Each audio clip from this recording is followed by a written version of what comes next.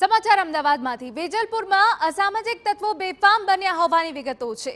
અરવલ્લી સોસાયટીમાં અસામાજિક તત્વોએ મારામારી કરી। 3 શખ્સોએ પૂરઝડપે ગાડી ચલાવી સોસાયટીના સભ્યોને પરેશાન કર્યા। માથાભારે શખ્સોને સમજાવવા જતા સોસાયટીના સભ્યોને માર મરાયો।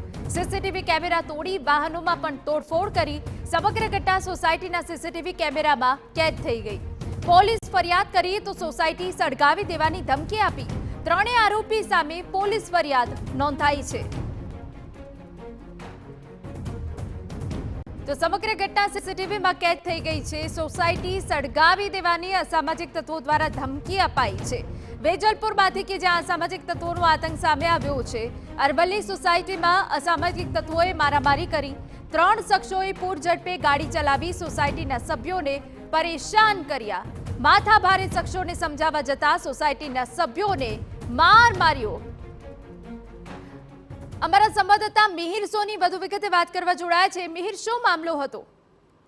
હિના, વેજલપુરની અરવલ્લી સોસાયટી પાસેનો આ બનાવ છે કે જ્યાં આગળ આ 3 શખ્સો પૂરઝડપે ગાડી ચલાવી અને બૂમો પાડી સોસાયટીના સભ્યોને હેરાન કરવામાં આવ્યા છે। આ ત્રણેય જે શખ્સો છે અસામાજિક તત્વો એને સમજાવવા જતા સોસાયટીના સભ્યો સાથે તેમને બીભત્સ ગાળો બોલી અને ત્યાં તેને માર માર્યો હતો।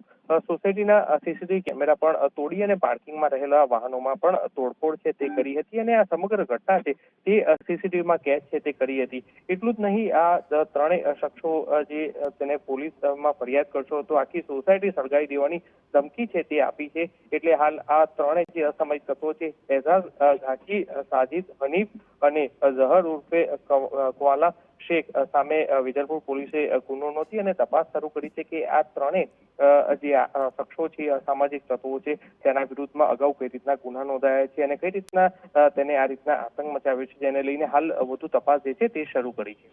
બિલકુલ આભાર મિહિર। તો વેજલપુરથી આ દ્રશ્યો સીસીટીવીમાં કેદ થયા છે। લુખ્ખા તત્વો એ રીતે બેફામ બન્યા છે કે સોસાયટી સળગાવી દેવાની ધમકી આપી।